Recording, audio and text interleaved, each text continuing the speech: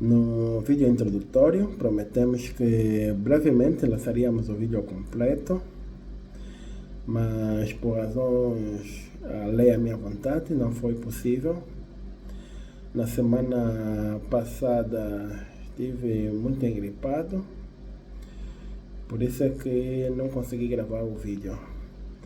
Mas felizmente já estou aqui, estou curado. Vamos agora nos concentrar no tema, que é empréstimo obrigacionista. Mas o que é, afinal de contas, esse empréstimo?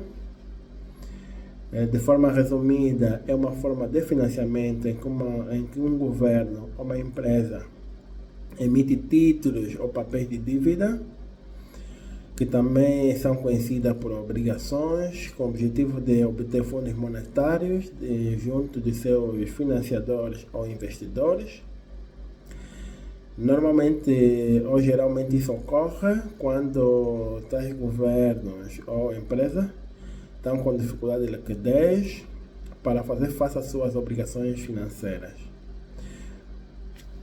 Quando o investidor compra essas obrigações, ele torna-se credor ou obrigacionista. Em troca, recebe pagamento regular de juros, também conhecido como cupons, e no final do contrato ou do empréstimo, lhe é reembolsado seu capital investido. Antes de falarmos de como é que funciona, é importante frisarmos aqui de que normalmente, ou regra geral, esse tipo de empréstimo ocorre nos mercados regulados. Funciona da seguinte forma.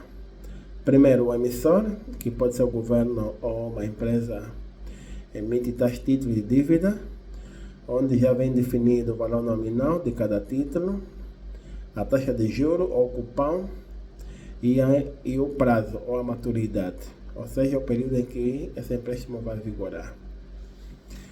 Na subscrição, esses investidores compram essas obrigações, emprestando assim dinheiro a tais governos ou a tais empresas. Por causa disso, o emissor paga juros obrigacionistas. Normalmente esses juros são acordados e geralmente são pagos de forma semestral ou anual.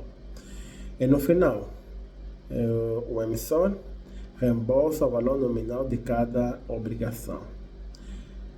Também é importante falar aqui que, a regra geral, esse tipo de empréstimo é de médio e longo prazo.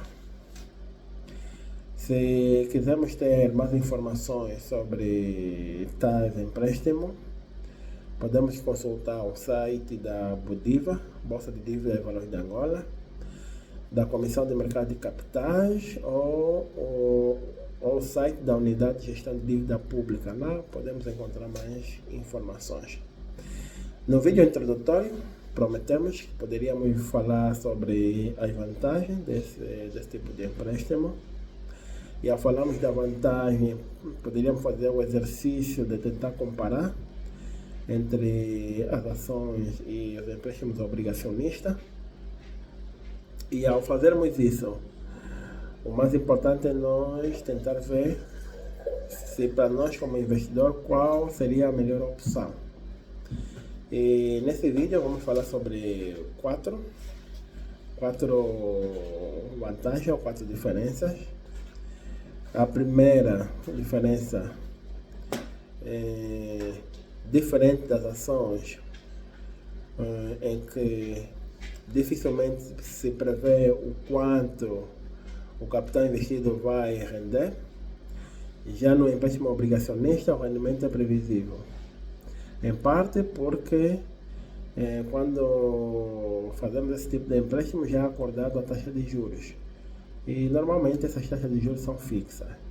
Então nós já sabemos de antemão quanto é que vamos render ao investirmos. Segunda diferença, diferente das ações, onde devido à volatilidade do mercado o risco é muito elevado. Aqui no mercado, no empréstimo por obrigações, o risco é menor. Por um lado, porque dificilmente os governos vão à falência, até pode ter essa troca de governação, mas dificilmente vão à falência. E por outro lado, essas empresas têm pouco potencial de irem à falência. E abrindo aqui um parênteses, mesmo que essas empresas forem à falência, os investidores têm prioridade sobre os sócios. Ou seja, se a empresa for à falência, primeiro vai se preocupar em pagar os investidores, que nesse caso são credores. Só depois, se restar alguma coisa que vai se dar aos sócios. Desculpa. Terceira diferença. Diferente das ações em que o capital investido pode não render, isso acontece, por exemplo, se a empresa tiver resultado negativo, ou até se a empresa tiver resultado positivo, mas decidir não fazer a distribuição dos dividendos. Ou também pode ocorrer uma terceira razão, nossas ações se desvalorizarem muito no mercado e nós vender a um preço inferior ao que nós compramos. Diferente desse cenário das ações, nos empréstimos por obrigações, os juros são garantidos, porque é definido no contrato. A última, mas já olhando para a vantagem para as ações, diferente dos empréstimos por obrigações, as ações podem ser muito lucrativas em curto prazo.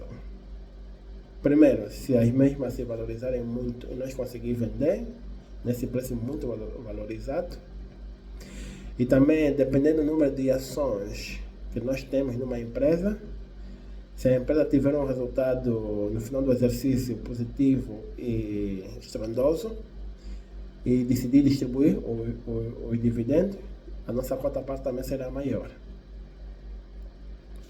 Agora chegamos na parte mais importante do vídeo, na minha opinião, em que damos algumas dicas para quem pensa em investir nesse tipo de mercado financeiro. E nesse vídeo vamos falar sobre 4 dicas que acredito que podem ser muito úteis para ti que pensa em investir ou nas ações ou nos empréstimos por obrigações. A primeira dica: compreender o investimento.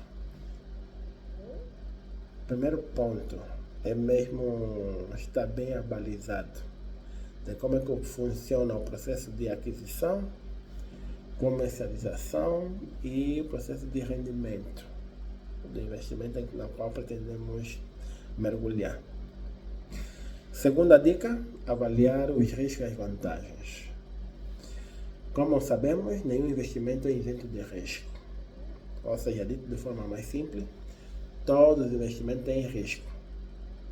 Uns, os riscos são maiores e outros são menos. Sendo assim, então é importante nós parar e analisar nas probabilidades.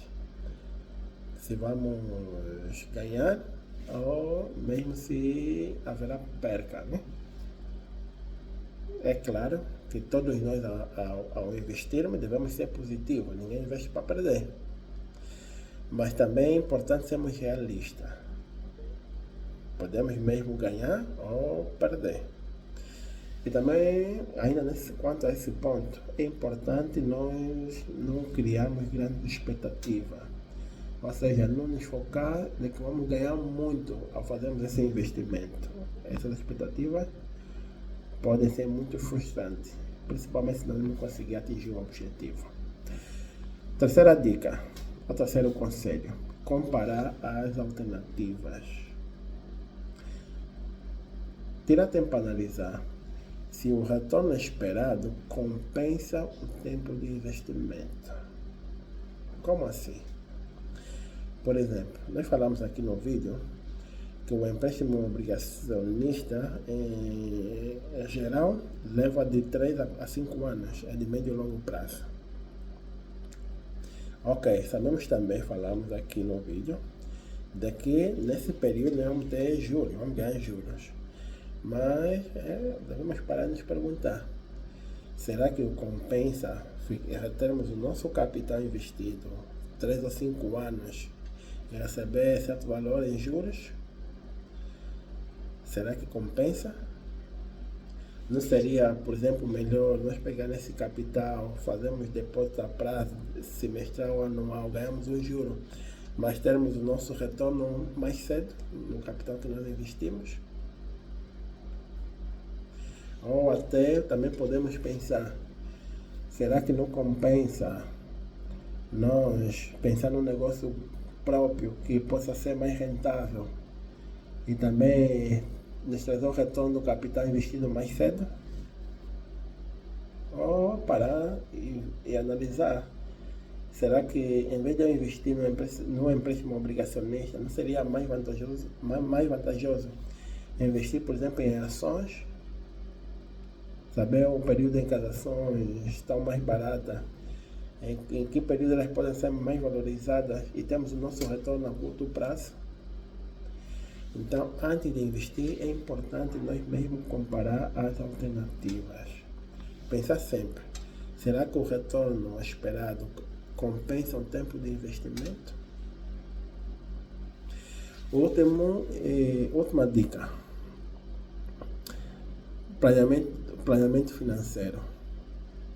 Como nós sabemos, o dinheiro é um recurso limitado.